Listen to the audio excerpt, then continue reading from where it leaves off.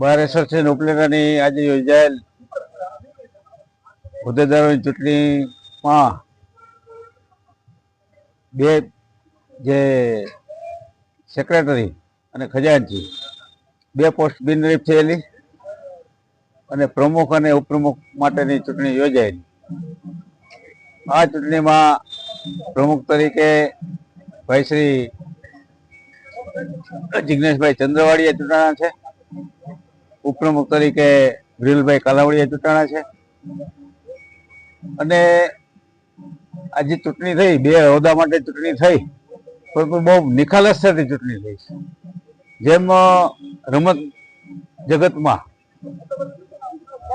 જે સ્પિરિટથી, જે નિખાલસતાથી હરીફાઈ થતી હોય, એવી જ રીતે આ ચૂંટણીમાં પણ એક જે સ્પોર્ટ્સમેન સ્પિરિટ જેને કહેવાય ને, એ દ્રષ્ટિએ આ ચૂંટણી થઈ છે અને બહુ લોકશાહી ઢબે ચૂંટણી થઈ છે અને સૌ વકીલ મિત્રોએ પોતપોતાના અંતરાત્માના અવાજ મુજબ જે કંઈ મતદાન કર્યું છે અને જે કંઈ પરિણામ આપ્યું છે, તો બંને હોદ્દેદારોને ખૂબ ખૂબ અભિનંદન।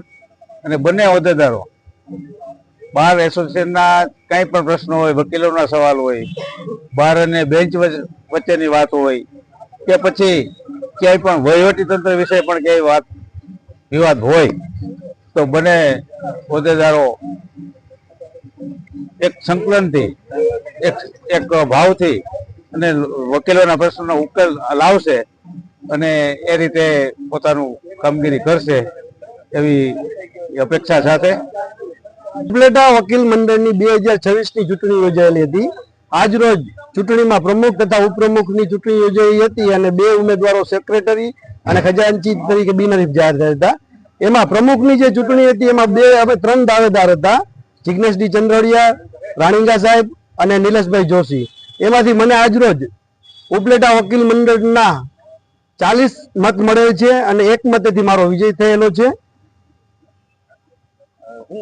આજ રોજ ઉપલેટા બાર એસોસિએશનની ચૂંટણી પ્રમુખ પદ માટે તથા ઉપપ્રમુખ માટે યોજવામાં આવેલ હતી, જેમાં પ્રમુખ તરીકે જેડી ચંદ્રવાડિયા વિજેતા જાહેર થયા છે, જ્યારે ઉપપ્રમુખ પદ માટે વિરલ એસ કાલાવડિયા વિજેતા જાહેર થયા છે।